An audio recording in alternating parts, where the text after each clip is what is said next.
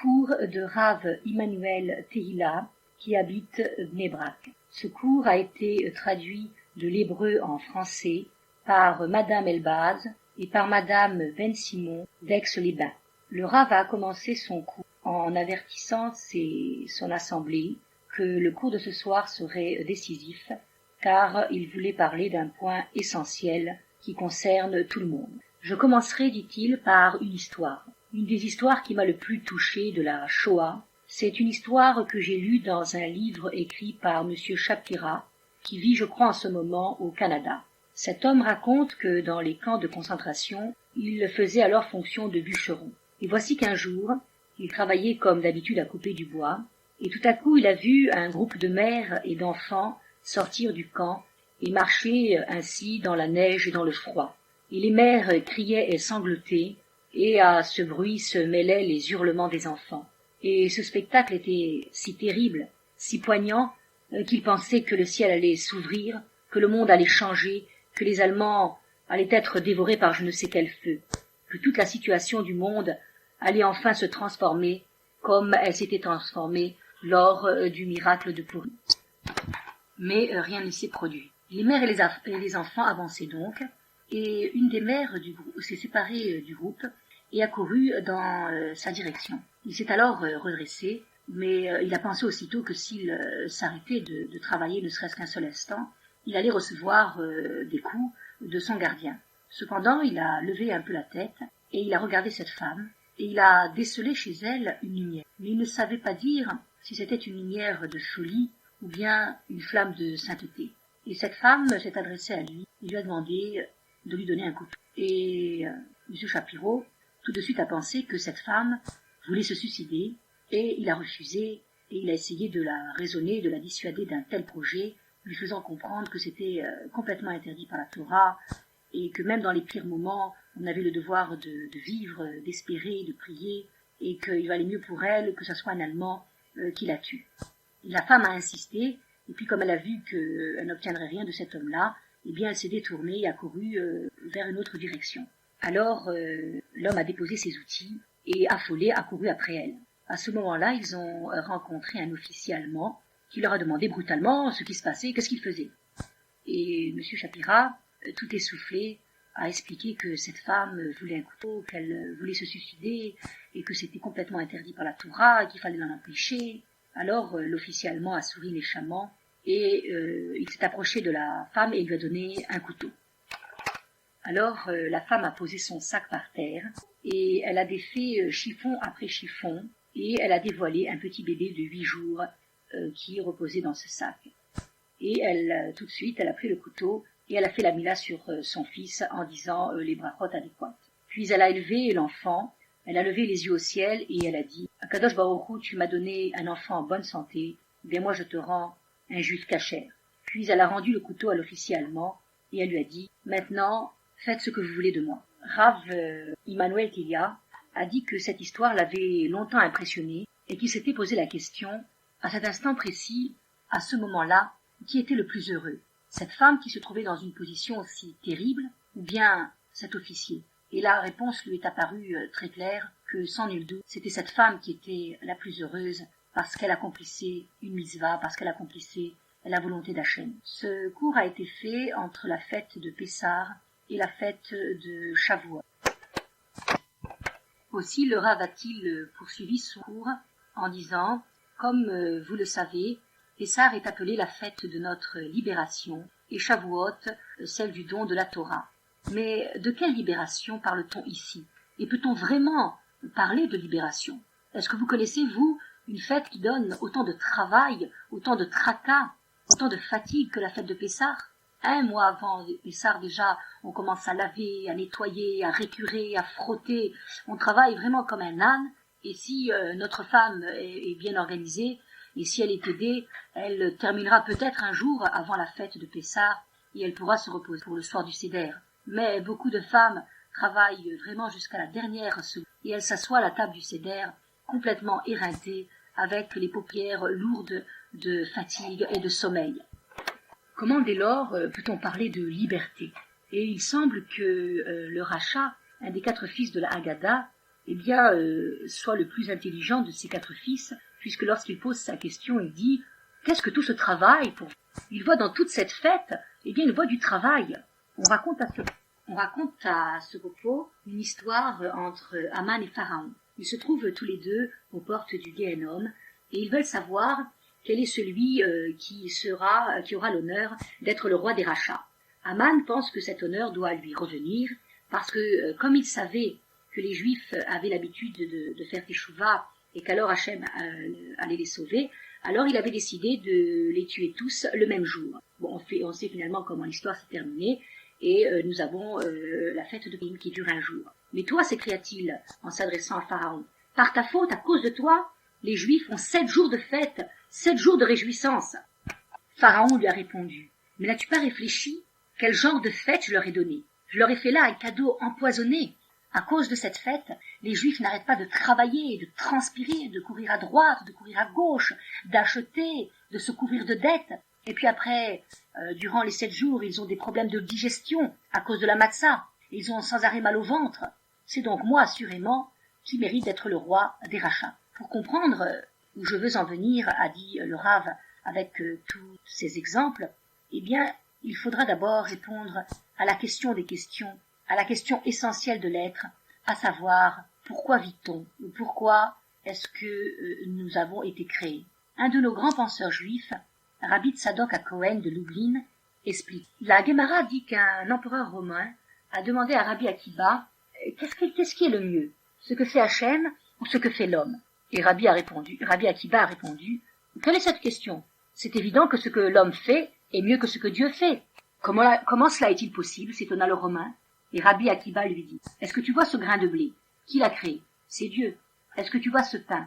Qui l'a fait? Bien, ce sont les hommes. Et toi, qu'est-ce que tu manges? Le grain de blé ou le pain? Et si Rabbi Akiba avait vécu à notre époque, il aurait pris comme exemple, tu vois ce bout de fer? Qui l'a créé? C'est Hachem. Tu vois cette Pontiac année 88? Qui l'a faite? Eh bien, ce sont les hommes. Et toi, avec quoi voyages-tu? Dieu a fait un monde complet, et il a fabriqué la matière première. Mais il a donné dans ce monde un rôle à l'homme, celui de faire des choses avec cette matière première, de la transformer, de l'affiner, et de compléter ainsi la création. Le monde entier a besoin d'un affinage, d'une réparation, d'être accompli. Même l'homme est né incomplet puisqu'il est né incirconcis. Il a besoin des autres hommes pour le circoncire, pour le parfaire. Et le travail de l'homme sur terre, c'est donc de se servir de la matière première pour la réparer et pour l'élever. Il faut connaître une chose très importante, à savoir quel est le fondement de notre existence. Il est dit « Ha-Adam le Amal Yulad ». L'homme est né pour l'effort, et s'il ne fait pas d'effort, alors il reste inachevé, il est incomplet. Seul l'effort peut le réparer, peut l'accomplir. Rabbi Tzadok HaKohen de Lublin a dit « Tout ce qui existe dans le monde, tout ce que Dieu a créé est rond ou arrondi. Il n'y a pas d'angle. Par exemple, nos yeux, nos narines, les arbres, les feuilles sont arrondis. La terre est ronde et elle tourne. Et si Dieu a créé le monde ainsi, avec cette forme-là, c'est dans un but bien précis. Car le rond symbolise le dynamisme, parce que ce qui est rond ne s'arrête pas de rouler. Et en plus, on ne connaît pas le début et la fin d'un rond. Si par exemple une chose ronde tombe par terre, eh bien elle va continuer à rouler. Elle ne va pas s'arrêter. Et tout cela est un enseignement pour l'homme, afin de lui montrer qu'il doit être en mouvement continuel, et que c'est ça sa nature profonde. Il se doit d'être dynamique dans l'effort, car c'est pour l'effort que l'homme a été créé. Et de même que la terre n'arrête pas de tourner, de même l'homme ne doit pas s'arrêter de travailler. Même dans notre corps, rien ne s'arrête, mais nous n'en prenons pas conscience. Les yeux sont en continuel mouvement, le cœur bat sans s'arrêter, etc. Prenons aussi un bébé et observons-le. Il est sans cesse en mouvement, il agite bras et pieds. Et si on voyait un bébé silencieux, un bébé qui ne bouge pas, eh bien on serait aussitôt inquiet et puis on le ferait rentrer à l'hôpital pour voir qu'est-ce qui se passe. Parce que cette situation n'est pas normale. Un enfant doit bouger. De même, si nous avons un enfant qui joue dans une pièce et que tout d'un coup, eh bien, on n'entend plus bouger, eh bien aussi là on va s'inquiéter, on est sûr qu'il va arriver une catastrophe. Ha-Adam les Amal Yulad.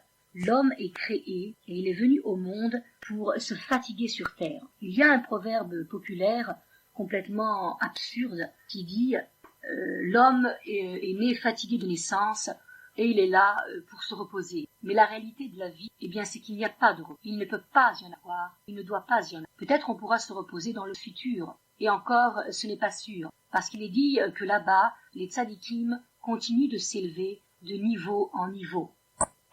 Cependant, l'homme cherche constamment à se libérer de tous les jougs. Déjà au Gan, quand il est petit, il pense « Quand je serai grand, eh bien, je pourrai enfin faire ce que je veux. » Et à l'école, quand il rentre à l'école, il se rend compte qu'il s'est trompé et qu'il va lui falloir encore travailler et travailler avant de pouvoir faire ce qu'il veut. Et il continue à dire « Eh bien, quand je serai plus grand, eh bien, je serai indépendant et je ferai vraiment ce qu'il veut. » Et puis ensuite, il grandit encore et après l'école, eh bien, c'est l'université. Et il s'aperçoit qu'il lui faut encore travailler, fournir des efforts, se plier à contraintes. Et puis après, eh bien, il se marie et puis il commence à avoir des responsabilités et tous les problèmes que peut poser une vie à deux et que peut poser le fait d'avoir des enfants et de s'occuper de leur éducation. Mais il continue cependant à espérer qu'un jour, il sera enfin libéré de tous ces problèmes. Mais en vérité, le secret de la vie, c'est de savoir qu'il n'y a pas de repos, parce que l'homme est né pour l'effort. Et si cependant l'individu a de la chance, et qu'il s'entend bien avec sa femme, que ses enfants ne lui apportent que des satisfactions, et qu'il gagne bien sa vie, eh bien alors, c'est sur un autre plan qu'il ne sera pas tranquille, il aura d'autres problèmes. Soit que Dieu nous préserve la maladie, ou alors soit qu'il devienne le prisonnier de ses désirs, de ses passions, et qu'il ait des ambitions qu'il ne peut pas assouvir. L'homme pense qu'il est libre parce qu'il vit dans un pays démocratique. Vous savez la différence qu'il y a entre un pays démocratique et une dictature? Dans une dictature, on ne vous pose pas de questions, on ne vous demande pas votre avis, on impose tout. Et dans une démocratie, eh bien, on vous interroge tous les 4 ans, et puis après, on fait ce qu'on a envie de faire. Il n'y a pas d'homme libre. Il n'y a pas d'homme qui n'ait pas de contraintes, de joues, de problèmes, de contrariétés, d'épreuves. L'homme est un esclave. Et si tu es un esclave dans ce monde, alors ouvre les yeux et sois un esclave intelligent. Si l'homme est créé pour ne pas s'arrêter de travailler, alors il lui faut écouter les conseils de Shlomo Amelech, le plus sage des rois, qui a dit « Heureux l'homme qui choisit le bon esclavage, l'homme qui travaille dans la Torah pour le perfectionnement de son âme. De toutes les manières, tu dois travailler. Alors, travaille pour quelque chose de valable. Si tu fais tous ces efforts, au moins, fais-les dans le bon sens. Si tu prends pleinement conscience que tu es né pour te fatiguer, alors agis avec bon sens. Fatigue-toi pour quelque chose de juste, quelque chose qui te paiera de ton esclavage. Tu es un esclave, sois un esclave intelligent et choisis le bon maître. Car ne nous leurrons pas. La Torah, c'est aussi un esclavage. Se lever pour la tfila, c'est aussi un travail. Faire une mitzvah, dire une bracha, c'est aussi un service. Mais à ce travail-là, il y a une récompense. Il y a l'éternité. Il y a le Olam Haba. Il y a toutes les bénédictions qui vont descendre sur nous dans ce monde-ci. Ne crois pas que tu es libre. Si quelqu'un pense qu'il est libre, il se trompe complètement. C'est une illusion. Il vit dans une très grande erreur.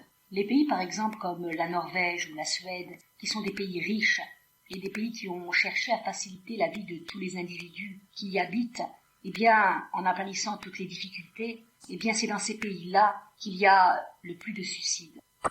De même, dans les plus beaux quartiers de Jérusalem, là où habitent les professeurs, les médecins, les psychologues, etc., et ces gens-là sont riches, et ils peuvent tout donner à leurs enfants, eh bien, leurs enfants, dès l'âge de 16 ans, peuvent se payer une moto, puis à 18 ans, ils ont une voiture, et puis plus tard, ils peuvent avoir un studio. Et en plus, comme souvent, ces enfants sont des enfants uniques, alors ils ont eu aussi un père, rien que pour eux, et une mère, rien que pour eux tout seuls. Mais il ne faut pas croire que ces enfants sont heureux de cette situation. En vérité, s'ils ont évité certains problèmes, eh bien, ils sont confrontés à d'autres problèmes encore plus graves. Ils ont tellement été gâtés qu'ils sont devenus le prisonnier d'un autre esclavage, l'esclavage de leurs passions, de leurs ambitions, de leur colère, de leur orgueil. Ils sont complètement stressés et ils n'ont plus le goût de faire des efforts. Et le fait qu'ils n'ont plus ce goût-là, eh bien, leur enlève par la même occasion le goût de la vie. Car une vie sans effort n'a aucun goût. Alors un beau jour, ils écrivent une lettre et puis d'explication et puis ils se suicident. Heureux est l'homme qui choisit le bon esclavage, qui se montre un esclave intelligent. Nous prendrons un autre exemple. Les femmes ont voulu se libérer. Elles ont demandé l'égalité des droits. Elles ont voulu se libérer de toutes les contraintes ménagères. Et de ce fait, elles se sont endettées pour acheter des appareils qui vont les aider dans leurs tâches journalières. Mais elles ont été finalement les premières perdantes de cette libération, car elles ont quitté un esclavage pour un autre. Elles ont préféré rentrer dans le monde du travail avec tous les problèmes que cela comporte. Les problèmes pour garder les enfants, les problèmes de la journée, de la double journée, le travail à la maison, le travail à l'extérieur, les problèmes de shalom bayit, parce que des fois les femmes gagnent plus que leur mari, etc. Il faut savoir que finalement, si l'on veut se sauver de certains problèmes, eh bien, on en trouvera d'autres, et parfois c'est pire, car l'homme est né pour l'effort, et il ne peut pas échapper à son destin. Lors d'un deuil, il est une coutume séfarade très intéressante. L'endeuillé est assis sur un canapé bas, et il se fait servir. Il ne doit rien faire. Et autour de lui, tout le monde s'agite pour lui donner à boire, à manger, s'occuper des gens qui viennent le visiter. Et lui, eh bien, il ne doit pas bouger. Nous voyons finalement que celui qui ne bouge pas, celui qui ne travaille pas, celui qui ne fait pas d'efforts, c'est un endeuillé. Et en dedans de lui-même, cet homme qui porte le deuil a énormément de mal à supporter cette situation. Il bout intérieurement. Il voudrait lui aussi bouger, se lever, agir. Il y a un autre enseignement intéressant dans cette coutume. Le bachour d'une yeshiva m'a raconté cette histoire. Une femme avait perdu son fils à la guerre et à cette occasion, elle s'est souvenue de la manière dont son père et sa mère avaient porté le deuil en route l'arrête de leurs propres parents et comment ils étaient restés assis pendant 7 jours à se faire servir. Quant à elle, elle a porté le deuil de son fils 2 jours. Et après, comme elle occupait un poste important dans un service hospitalier, alors elle a dû reprendre son travail. Et à ce moment-là, elle a compris l'importance de ces 7 jours de deuil, de ces 7 jours où elle aurait dû rester assise. Parce que pendant ce temps, eh bien, l'endeuillé reçoit des visites et il est obligé de parler, de changer d'idée. Et il se laisse, et il est très important de se laisser consoler. De plus, on a remarqué que la douleur devient moins forte après ces 7 jours. Et l'endeuillé a après des forces nécessaires pour pouvoir dans le circuit de l'existence. Tandis que elle, qui ne s'était pas laissée consoler, eh bien, a eu beaucoup de mal à s'adapter par la suite, tellement son chagrin était encore très important. C'est aussi pourquoi la mitzvah de réjouir le Khatan et la Kala est très importante. Ils vont rentrer dans un monde difficile. Et si l'on réfléchit un petit peu, on pourrait presque dire que c'est de la folie de se marier. Car avec soi-même, il est déjà difficile de vivre, alors à plus forte raison avec une autre personne. Les problèmes sont multipliés. Dès qu'on se marie, il faut apprendre à s'entendre avec sa femme, il faut gagner sa vie, et puis ensuite il y a les enfants, la maison, et l'individu ploie sous les responsabilités. Alors pendant les Shiva Brachot, pendant ces 7 jours de joie, où les adultes ont le devoir de réjouir le couple et de les traiter comme des rois et des reines, alors pendant ces 7 jours, le couple font provision des forces nécessaires pour affronter après leur vie à deux. Car le Rav Immanuel Tehila a entendu du Rav Chaim Sonnenfeld un midrash au sujet de Noach. Quand Noach a construit l'arche, tout le monde voulait être sauvé. Et le mensonge aussi a voulu être sauvé. Alors il s'est présenté devant Noach. Et Noach a refusé de le laisser entrer parce qu'il avait reçu l'ordre de ne sauver que des couples. Or le mensonge était célibataire. « Trouve-toi une femme, lui a dit, et puis tu pourras rentrer. » Alors le mensonge a cherché, et il a trouvé une jeune fille qui s'appelait Partha. En hébreu, Partha signifie quelqu'un qui n'a pas de mazal, pas de chance. Il y a des gens qui n'ont pas de chance, et on les appelle shlomazu. Et puis il y a des gens qui sont maladroits, et tout ce qu'ils font sort tordu. On les appelle shlomiel. Et quelle est la différence? Eh bien, c'est shlomiel, il prend une tasse de café, et il la fait tomber sur le pantalon de shlomazu. Et c'est à peu près ce genre de mariage qu'a contracté le mensonge avec Partha. Partha a demandé au mensonge, « Que me donneras-tu » Le mensonge a répondu, « Tout ce que tu veux. » Alors Partha a dit, « Eh bien, je veux que tu me donnes tout ce que tu gagnes. » Et ils sont entrés dans l'arche. Et puis après, quand ils en sont ressortis, eh bien, tout a commencé à aller de travers et ils se sont disputés continuellement. Pourtant, le mensonge a gagné beaucoup d'argent avec ses mensonges, mais il en perdait tout autant à cause de Partha, par inadvertance et par maladresse. En vérité, il n'y avait pas de bénédiction dans son travail. De la même manière, le père travaille comme esclave pour gagner beaucoup d'argent et que finalement son fils dépense en sottises et folies. Tu veux être esclave de l'argent, eh bien tu en gagneras. Mais sache qu'Hachem te fera perdre tout cet argent en notes chez le dentiste, chez le médecin et en autres dommages. Il n'y a pas finalement de véritable bracha si l'homme passe toute sa vie à être l'esclave de la matérialité. Que l'homme ne commette surtout pas l'erreur de penser qu'il est libéré des souffrances. Heureux est l'homme qui a l'intelligence de choisir un esclavage intelligent, de choisir le joug de la Torah. Car ne nous leurrons pas, les mitzvot sont aussi un joug. Effectivement, on ne peut pas manger n'importe quoi, on ne peut pas s'habiller n'importe comment, il faut se lever tôt pour la tfila, il faut faire une bracha avant de manger. L'homme ne peut pas échapper à la nature de son existence. Ha-adam les amal du lat. L'homme est né pour l'effort. Reprenons l'exemple des femmes. Elles ont voulu se libérer de l'esclavage de la maternité. Elles ont voulu profiter des bienfaits, entre parenthèses, du planning familial et n'enfanter que 1 ou 2 enfants maximum pour pouvoir se consacrer entièrement à ces enfants.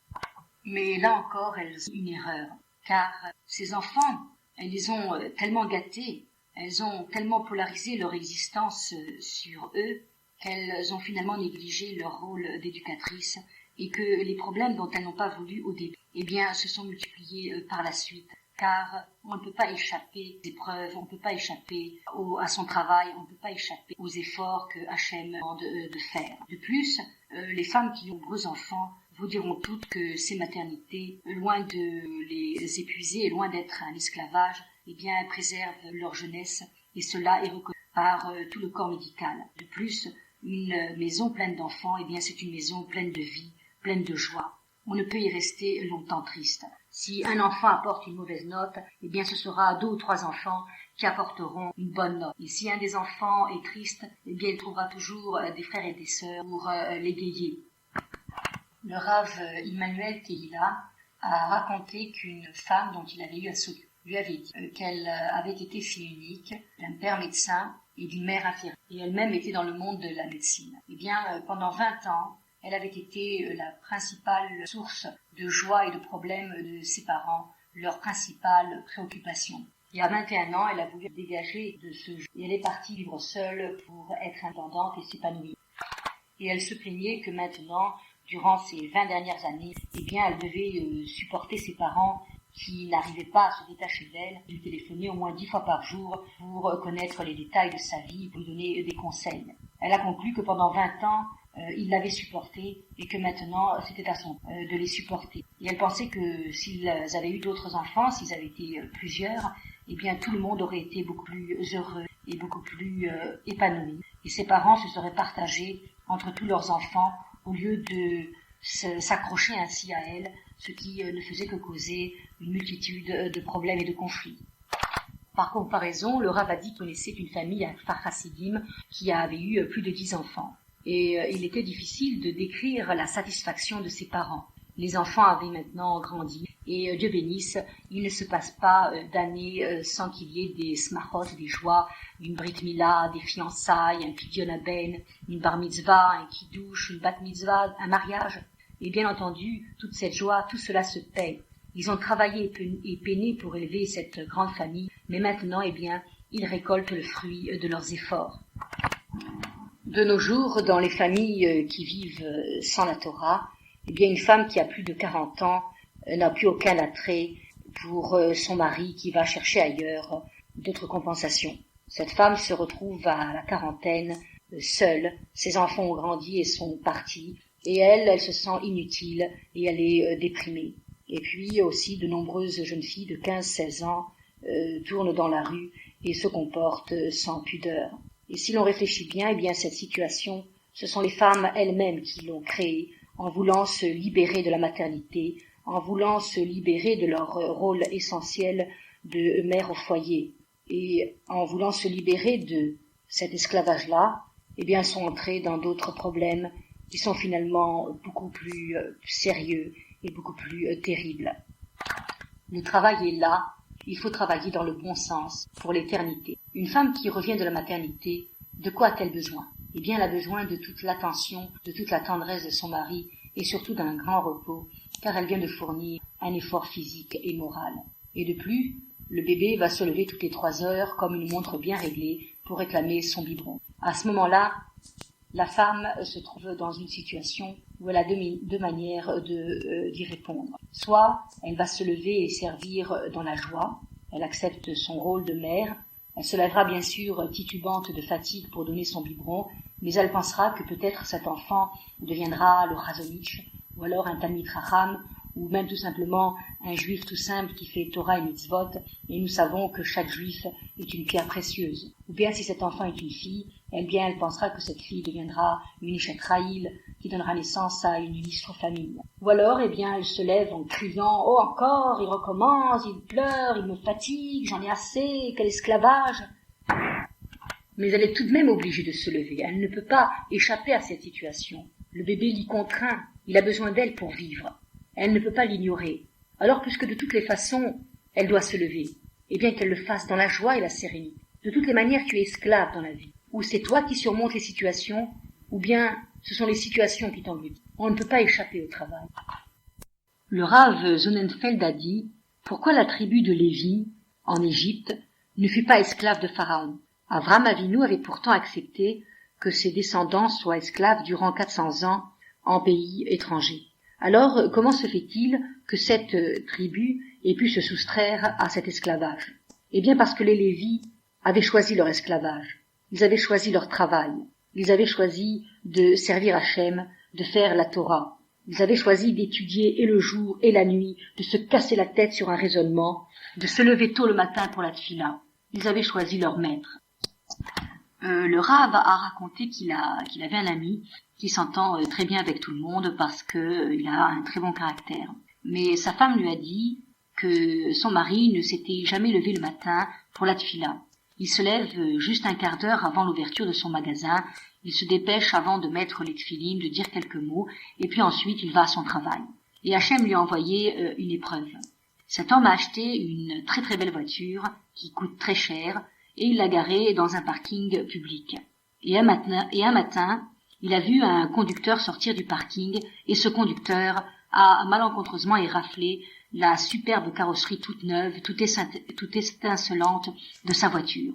Et alors il en était complètement malade, et depuis, tous les matins, il se lève de très bonne heure, et il saute de son lit comme un lion pour vérifier si sa voiture n'a pas subi d'autres dommages. Finalement, qu'est-il arrivé à cet homme? Eh bien, il a voulu se soustraire de l'esclavage de la tefila pour s'inventer un autre esclavage.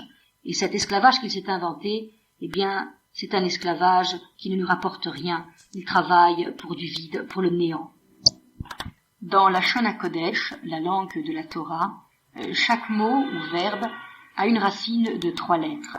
Et on nous apprend que quand 2 de ces lettres sont le P et le Resh, eh bien, cela montre une séparation entre 2 choses. Par exemple, liftor, c'est résoudre un problème. Lifroar, c'est découdre. Paros, c'est couper le pain, le fractionner en plusieurs morceaux. Paro ou ravo, fructifier et multiplier, eh bien, c'est une personne qui en devient finalement plusieurs. Liftor kesher, c'est découdre un nœud, c'est prendre une chose emmêlée et la démêler pour l'expliquer. Dans la Torah, on appelle Paro, Pharaon, le roi d'Égypte. On ne mentionne jamais son nom. Certains historiens ont pensé qu'il s'agissait de Ramsès II. Et on se demande pourquoi on ne l'appelle jamais par son nom et pourquoi on dit toujours Paro, Pharaon. Parce que Paro vient du mot paroua, qui signifie diviser, séparer en hébreu. Paro était en effet un homme qui ne savait pas se concentrer, qui ne savait pas réfléchir. Il préférait agir instantanément, faire ce qui lui plaisait au moment où cela lui plaisait. Et Pharaon était le roi d'Égypte, de Mitzraïm. Mitzraïm vient du mot Metzar en hébreu, qui signifie étroitesse, limite, détresse. Et de nos jours, beaucoup de personnes agissent comme Paro, comme Pharaon. Elles mettent la radio quand cela leur plaît, sans se soucier des autres, ou bien elles mangent ce qu'elles ont envie de manger, ou bien elles se comportent comme bon leur semble et agissent comme cela leur plaît. Mais ces personnes ne doivent pas oublier que de Paro, on arrive à Metzar, que de cette situation de division, on arrive à l'étroitesse, aux angoisses, à la détresse. Pharaon se considérait comme un homme libre parce qu'il faisait ce qu'il voulait. Il refusait les limites, il refusait les frontières, il refusait la loi, il refusait de mettre un frein à sa conduite, à ses désirs, à ses passions. Et cela l'a conduit à plonger son peuple dans la ruine. En effet, il ne voulait pas surmonter son orgueil et il ne voulait pas laisser sortir les Bnei Israël, et cela malgré les avertissements, malgré les plaies, malgré les clameurs de son peuple. Notre génération est une génération paroua. Elle a enlevé le joug de la Torah pour plonger dans le gouffre des jougs des passions, dans l'anarchie. Et c'est ainsi que nous sommes arrivés à une situation de violence où il y a beaucoup de délinquance, de débauche, de vandalisme, parce qu'on a voulu retirer le joug de la Torah, le joug de l'éducation. Alors, on est arrivé à ce que l'individu devienne le prisonnier de ses passions et développe en lui une angoisse existentielle très profonde. Car de Paro, on en vient à Mitzraïm, on en vient à la détresse, cause de tous nos maux. Metzar, c'est le rassemblement de toutes les multiples volontés, de tous les désirs, de toutes les passions, qui crée une situation de souffrance physique et morale. Un verbe où il y a un tzaddik dans la racine signifie rassembler à l'intérieur de quelque chose. Et Metzar, c'est justement la concentration de la souffrance humaine. Dans le Chumash, on nous raconte que finalement, Moshe a rencontré Pharaon en pleine nuit, et celui-ci lui a dit « Bon, ça va, ça suffit maintenant, j'ai compris, partez tout de suite. » Et Moshe Rabbeinu lui a répondu « Non, ce n'est pas ainsi que nous voulons partir, en pleine nuit, comme des voleurs. Nous voulons partir en plein jour, avec ton accord. » Et Pharaon lui a répondu en ricanant « Jusqu'à maintenant, vous étiez mes esclaves. Eh bien maintenant, vous allez devenir les esclaves de Hachem. Ne croyez pas que vous allez être libre, que vous allez partir et faire ce que vous voulez. Vous allez seulement changer l'esclavage, passer d'un service à un autre, car il n'y a pas de liberté. » Effectivement, Dieu a dit à Moshe « Fais sortir mon peuple pour qu'il me serve. » L'homme est un esclave et il a été créé pour travailler. Ou bien il travaille pour Pharaon, c'est-à-dire pour le néant, ou bien il travaille pour Hachem, c'est-à-dire pour l'éternité. Mais nous devons savoir aussi que la Avodat Hachem, le travail pour Dieu, c'est cela la vraie. Car il est écrit que la loi était gravée sur la pierre. Et gravé se dit Harut en hébreu. Et nos sages nous disent ne lis pas Harut, mais Cherut, qui signifie liberté. Et c'est cela la véritable Cherut, liberté de la fête de Pessah. C'est qu'à partir de ce moment-là, on a commencé à travailler pour Hachem, on a commencé à travailler pour la véritable liberté. Avant, les Juifs travaillaient pour Pharaon, ils travaillaient pour le néant. Et à présent, chaque coup de chiffon, chaque poussière enlevée, chaque casserole grattée et récurée pour la fête, chaque coup de serpillière, avec tous ces efforts, avec tous ces gestes, on gagne l'éternité, car on accomplit une mitzvah. Dans la paracha Bechukotai et Kitavo, on énumère toutes les malédictions auxquelles on peut s'exposer. Et on s'aperçoit que ces malédictions ne nous seront pas données parce que nous n'allons pas faire le Shabbat ou bien mettre les tefilines. Mais là-bas, il est dit, vous aurez tout cela si vous ne servez pas Hachem dans la joie. Tu es un esclave, ici ou là. Alors, sois plutôt un évêque d'Hachem. Un homme, un jour, m'a dit, on a reçu 613 mitzvot, moi je pense qu'on a reçu 613 problèmes. Et en plus du déficit d'argent que l'on a le Shabbat parce qu'on travaille pas, en plus il faut passer toute la journée à prier. Et alors le Rav Emmanuel Tehila lui a répondu, ce n'est pas ainsi qu'il faut penser, ce n'est pas ainsi qu'il faut considérer la Torah et considérer la vie. Et je vais raconter un fait qui m'est arrivé et qui explique de quelle manière il faut envisager notre existence. Le Rav a dit qu'il y avait quelque temps, il devait donner un cours à Natania, et de chez lui jusqu'à Natania, il y a à peu près 1 heure en voiture. Donc 1 heure avant le cours, il est descendu de chez lui, mais rien à faire, sa voiture ne voulait pas démarrer, et il n'a pas trouvé de taxi libre.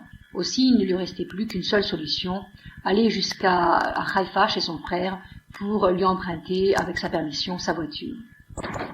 C'est donc finalement avec une bonne demi-heure de retard qu'il a quitté la ville pour aller sur Natania. Et donc pour rattraper le temps, il s'est mis à conduire d'une manière très imprudente, à conduire très très vite. Et ce qui devait arriver est arrivé, à savoir qu'une voiture de police l'a poursuivi et lui a fait signe de s'arrêter. Un policier assez âgé est sorti de la voiture et il lui a semblé que ce policier était un homme qui avait un petit peu étudié de la Torah. Et ce policier, au lieu de lui crier dessus, s'est adressé très simplement en lui demandant « Est-ce que tu sais pourquoi je t'ai arrêté ?» Et au fond de lui-même, le Rav s'est dit « Si je rate mon cours, au moins que cela soit pour quelque chose, au moins que je discute avec ce juif-là de la Torah. » Alors le Rav lui a répondu « Oui, je sais très bien pourquoi tu m'as arrêté, mais ce que je ne sais pas, c'est pourquoi toi précisément tu m'as arrêté. » Et l'agent de police, qui était très sympathique, a répliqué « Alors là, vraiment, explique-toi plus clairement, je ne comprends pas du tout ce que tu me dis. » Alors le Rav a repris en disant « Je te répondrai que si tu vas me répondre à cette question. Est-ce que tu sais pourquoi le Beth Amikdash a été détruit ?»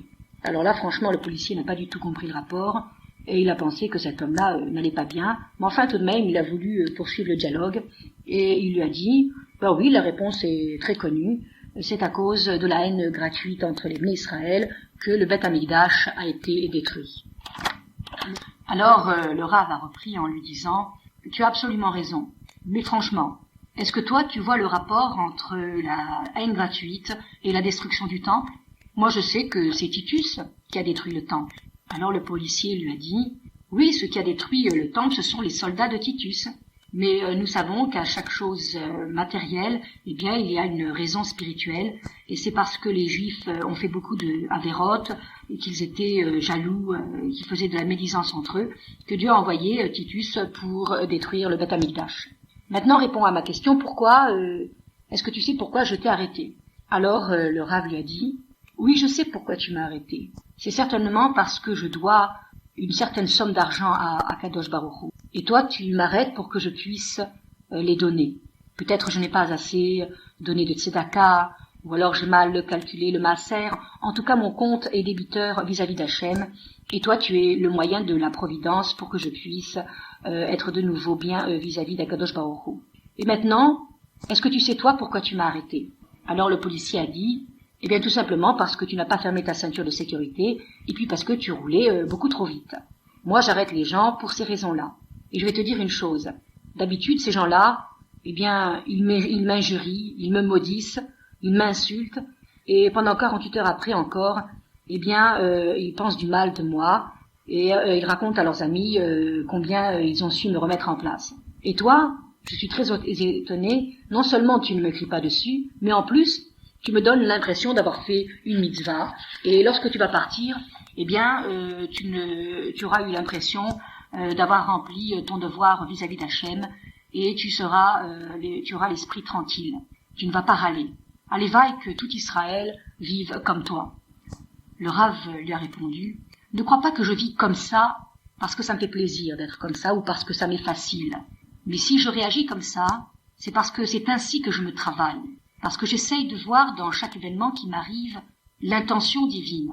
Le mot nisayon, en hébreu qui signifie épreuve, vient du mot nes, qui veut dire aussi drapeau. Et un drapeau, c'est quelque chose qu'on élève.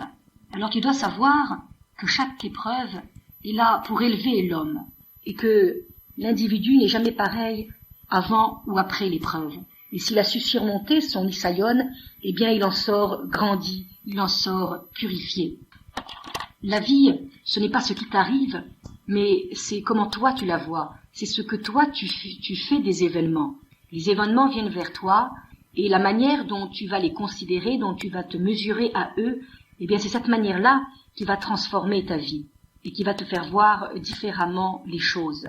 Et l'espoir, la foi en Dieu rend la vie beaucoup plus belle, meilleure, parce que aussitôt tu donnes à la vie un sens. Et c'est cela finalement le secret du bonheur. Le bonheur, ce n'est pas de posséder un tas de choses, ce n'est pas d'éviter les efforts, c'est uniquement de la manière dont on interprète les événements, la manière dont on se mesure à ces mêmes événements. Si le travail qu'on effectue sur terre n'a pas de sens, n'est pas plein du contenu de la Torah, eh bien alors on est malheureux, eh bien alors on ne comprend pas du tout ce qui nous arrive, on pense qu'on est le jouet du hasard, et alors plus rien ne va. Le principal dans la vie, ce n'est pas de rechercher des satisfactions, mais c'est d'accomplir les mitzvot. Et quand tu commenceras à comprendre le sens de la vie, eh bien c'est là que tu profiteras pleinement de la vie. Sache que je n'ai pas moins de problèmes que toi ou que les autres, mais c'est uniquement le contact que j'ai avec ce problème qui est différent et qui me fait agir ainsi. Moi je sais que lorsque l'homme vit dans la confiance et la foi, alors toute son existence prend une autre dimension, et il sait très bien que comme le hasard n'existe pas, et comme Hachem est bon, alors tout ce qui lui vient, tout ce qui lui arrive, eh bien c'est uniquement pour le bien, uniquement pour une élévation. Le Rav a poursuivi en racontant qu'un homme en Amérique est allé chez son Rav, et il était très en colère et très inquiet, et il lui a dit: tu sais, Rav, eh bien, maintenant, j'ai décidé de ne plus du tout aller à la choule, même à Rosh Hashanah. Tu vois, je suis mariée avec une Goya, je mange n'importe quoi, je fais ce que je veux, je fais beaucoup de fautes, et le seul lien qui me rattachait au judaïsme, eh bien, c'était le fait que j'allais à Rosh Hashanah à la choule. Et puis, j'ai lu il y a quelque temps dans le Marzor que les Juifs demandaient dans la Tfila à Hachem qu'il donne ta peur, Hachem, sur Israël et sur Jérusalem, ta ville. Alors vraiment, là, moi, je suis pas du tout d'accord avec cette prière. Et moi, je sais que je suis un Américain et je sais de quoi j'ai peur. J'ai peur de la bombe atomique, j'ai peur du cholestérol, j'ai peur de devenir cardiaque, j'ai peur de ne pas m'entendre avec ma femme, j'ai peur d'avoir des accidents. Toute la vie, j'ai peur de tout. Alors je ne vais pas à Rosh Hashanah demander en plus à Dieu qu'il m'ajoute à toutes ces peurs encore de la peur. Non, moi ce que j'ai envie de demander à Dieu, eh bien, c'est qu'il me délivre de toutes ces peurs. Alors son Rav lui a dit: quand j'étais petit, j'ai souffert des dents, et alors mon père m'a amené chez le dentiste. Et dans la salle d'attente du dentiste, j'ai tout soudain tellement eu peur de tous ces appareils que j'ai dit à mon papa: non, écoute, ça y est, j'ai plus mal, viens, on retourne à la maison. J'ai tellement eu peur que cette peur m'a enlevé mon mal. Eh bien, sache qu'une grande peur enlève les petites peurs. Et toi, si tu as tellement peur de tout, c'est parce qu'il te manque une seule peur, une peur véritable, la peur essentielle, la crainte d'Hachem. Quand l'homme marche avec la crainte d'Hachem, alors il est délivré de toutes les petites peurs. À ce moment-là, le Rav Immanuel Tehila a pris son assistance à partie et il leur a demandé: je veux vous demander une chose. Les premiers sionistes qui ont construit Israël, eh bien, ils n'avaient rien. Ils mangeaient du pain et des oignons, ils souffraient de la malaria, ils avaient la fièvre, ils souffraient de la sécheresse, et pourtant, ils étaient bien plus heureux que nous, car ils avaient l'essentiel, ils avaient un idéal, ils avaient des idées précises, leur vie avait un sens. Et de nos jours, il n'y a pas cela chez nous. Et c'est précisément cela que la Torah nous donne. La Torah nous donne non seulement un sens à la vie, mais plus que cela, le vrai sens de la vie. À l'époque, une chose était bien connue parmi les nations, on connaissait la joie de vivre des Juifs malgré leur exil. Parce qu'avant, les Juifs ne s'occupaient pas tellement du monde extérieur, ils vivaient concentrés sur eux-mêmes et ils accomplissaient la Torah et les mitzvot et ils étaient fiers de leur judaïsme. Ils avaient la notion du bonheur d'être juifs. Nous sommes arrivés, nous, sur cette terre, en Israël, il y a 40 ans, et nous avons tout, mais nous manquons précisément d'une seule chose, le bonheur. Pourquoi? Parce que le bonheur a quelque chose d'intérieur. C'est une joie intérieure qui vient d'une paix intérieure. Et comment est-il possible d'avoir cette paix intérieure? Eh bien, lorsqu'on vit en accord avec soi-même, lorsqu'on a su mettre un joug sur ses volontés, lorsqu'on a su se placer sous le joug de la volonté divine, sous le joug de la Torah et des mitzvot, qui seuls peuvent apporter le bonheur dans la vie de l'homme, parce qu'ils lui donnent un sens. Un proverbe hindou dit « Je me suis endormi et j'ai rêvé que la vie est de la joie. Je me suis réveillé et je me suis rendu compte que la vie n'était qu'un devoir. J'ai accompli mon devoir dans la vie et je me suis rendu compte que mon devoir est d'être joyeux. » Là se termine ce proverbe. Et c'est bien là la raison qui a poussé cette femme dans les camps à pratiquer la mila sur son fils. Car cette femme connaissait, malgré tout le désordre du monde à cette époque, eh bien elle connaissait la paix intérieure, le bonheur intérieur, celui de pratiquer la mitzvah. Et c'est cela que les Bnei Israël demandent quand ils font la prière dans le Marzor. Ils demandent à Hachem qui lui donne la crainte d'Hachem, car il n'y a d'homme libre que celui qui craint Hachem, que celui qui accomplit la Torah. Certaines personnes mettent tous leurs efforts, toute leur force, tout leur acharnement à leur réussite sociale et dans leur travail.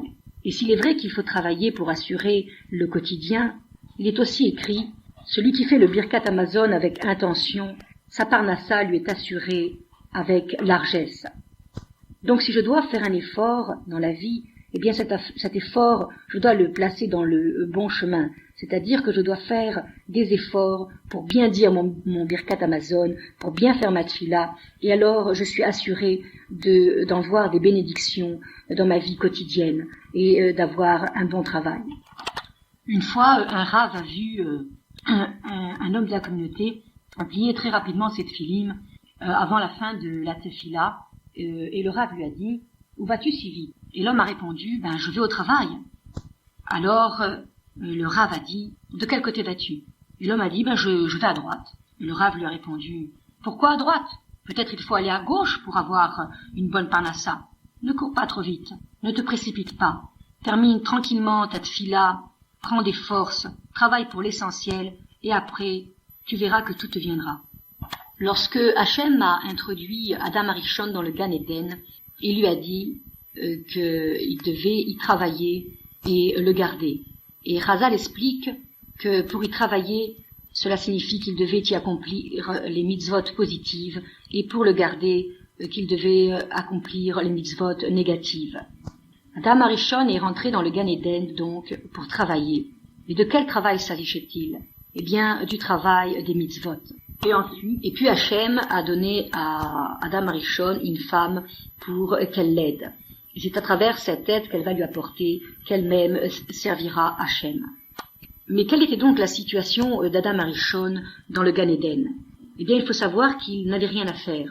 Les anges lui coupaient la viande et lui servaient du vin. Que faisait donc sa femme, puisque tout était prêt ? Eh bien, on nous raconte qu'elle était là pour aller cueillir des fruits dans les arbres et les lui apporter. Mais Adam Arishon a pensé en lui-même, je ne vais pas rester là, à ne rien faire, à ne pas m'occuper du monde. Le monde que Hachem a fait est si beau que moi aussi, je veux en profiter, je veux l'utiliser. J'ai une mitzvah, celle de ne pas manger du fruit de cet arbre. Et pourquoi ne pas en manger ? C'est dommage, il a l'air si beau, si bon. Eh bien, je vais en manger. Et à ce moment-là, Hachem lui a dit, mais qu'as-tu fait ? Tu t'es sauvé du travail de la mitzvah, eh bien, tu vas rentrer dans un autre travail. À partir d'aujourd'hui, eh bien, tu travailleras la sueur de ton front. La terre ne produira pas tout comme ça facilement. Il faudra te fatiguer, il faudra fournir un effort physique, celui de labourer, de semer. Et alors seulement tu pourras manger du pain. Adam Arishon a voulu s'occuper du monde extérieur, eh bien, il s'en est trouvé le prisonnier. Car au départ, il n'était pas prévu qu'il fasse ce travail-là. Au départ, c'était prévu que tout lui serait facilité et il n'avait qu'à étudier la Torah et à servir Hachem. Et cette situation, on nous dit qu'on la retrouvera plus tard au temps de Mashiach. Il est écrit dans la paracha Bechukotai, si vous allez d'après mes lois, eh bien, vous n'avez pas besoin de vous préoccuper de tous les problèmes qu'il y a dans ce monde. Car des problèmes, il y en aura toujours et sans fin. Mais celui qui s'occupe de la Torah, eh bien lui, il sera épargné. Hachem ici-bas nous envoie des épreuves, des nisayon, et tant que nous ne saurons pas nous mesurer à ces nisayon que nous voudrons nous défiler et ne pas les regarder, eh bien, il nous en enverra encore d'autres. Car la raison profonde de l'épreuve, ce n'est pas que Dieu nous en préserve de punir l'homme, mais uniquement de le purifier et de l'élever. Lorsque le simple soldat va faire son service militaire, eh bien là-bas, son supérieur va le confronter à des tas d'épreuves pour voir ce qu'il peut faire et comment il va s'en sortir et pour dévoiler chez lui des forces. Il lui enverra par exemple un ballon de travers. Et si le soldat ne l'attrape pas, eh bien, il le lui enverra encore, et à chaque fois d'une manière différente, et de plus en plus rapidement. Et tout cela pour mettre ce soldat à l'épreuve, pour que ce soldat enfin arrive à se surmonter, à faire preuve d'adresse, et à pouvoir attraper toutes les balles, de quelque manière qu'elles soient jetées. Et le soldat ne peut pas se sauver de ce travail, ne peut pas ne pas faire tous ses efforts parce qu'il sait que son supérieur ne le laissera pas tranquille. De la même manière, il ne faut pas fuir les épreuves qui nous arrivent parce qu'on en aura d'autres. Il faut tout simplement les affronter, essayer de voir le point de positif qu'il y a à l'intérieur et ainsi seulement, eh bien, on pourra les surmonter. Vous vous souvenez qu'un homme m'avait dit il y a 613 mitzvot, eh bien il y a 613 problèmes. Et il est vrai qu'une mitzvah est difficile à accomplir, mais il est vrai aussi que si on accomplit beaucoup de mitzvot, eh bien plus on en accomplit, plus on y trouve de la joie, du réconfort et de la satisfaction. Comme je vais vous le raconter par cette histoire. Un jour, un pauvre homme est allé à la choule et il a rencontré là-bas des gens très riches. Et il leur a demandé « Sur quoi dormez-vous pour dormir si longtemps et si bien ?» Et ces hommes riches lui ont répondu « Eh bien, on dort sur des coussins de duvet. » Alors le pauvre homme revient chez lui à sa maison et il a dit à sa femme « Il faut absolument que nous achetions des coussins de duvet parce qu'on y dort très bien et nous vraiment, eh bien, avec nos pauvres coussins, on dort très mal. » Et la femme lui a dit « Mais tu sais très bien que cela coûte très cher, on ne peut pas se le permettre. Mais j'ai une idée. » On va aller tous les jours à l'abattoir et puis on prendra la plus belle plume et on pourra comme ça petit à petit faire un beau coussin. Et alors ils ont été à l'abattoir et ils ont pris une plume chacun. Et ils sont tout contents, ils sont rentrés chez eux. Mais le soir arrivé, ils se sont dit « Oh, c'est dommage d'attendre d'avoir plein de plumes, on va commencer déjà à dormir avec cette plume-là. » Et alors ils ont mis chacun la plume dans le coussin. Et alors ils ont passé une nuit infernale, car à chaque fois qu'ils bougeaient, eh bien, cette plume les a piqués et leur a provoqué de terribles maux de tête. Alors, le pauvre homme, le lendemain, il est parti à la choule et il a revu les gens riches et il leur a dit vraiment, je ne comprends pas comment vous pouvez bien dormir. Moi, avec une seule plume sous la tête, eh bien, j'ai très très mal dormi, j'ai passé une nuit blanche. Et vous, comment pouvez-vous faire en ayant tant de plumes dans votre coussin? Et c'est là tout le sens de l'épreuve. La première mitzvah est assurément difficile à faire, mais si on fait plusieurs mitzvahs, alors il se produit le phénomène qu'on va en avoir beaucoup de joie, beaucoup de bonheur. Lorsqu'on accomplit réellement la Torah, lorsqu'on étudie la Torah, eh bien plus on étudie et plus on fait et plus on se fatigue dans cette étude et plus on se fatigue dans cette action, eh bien plus on en a de la joie car on commence à comprendre le pourquoi du monde, le pourquoi de tout ce qui nous arrive et on sait qu'après il y aura le monde futur et on sait pourquoi l'homme vit sur terre. Et c'est là le secret de la vie. Il faut se fatiguer dans l'étude de la Torah pour avoir beaucoup de satisfaction. Et nous ne le répéterons jamais assez tout au long de cette conférence. Ha'adam le'amal yulad, l'homme est né pour l'effort, et comme a dit Shlomo Améler, le plus intelligent des rois, eh bien si l'homme est un esclave, qu'il se montre un esclave intelligent, qu'il travaille pour Hachem, et il en verra très très vite les fruits et la bénédiction.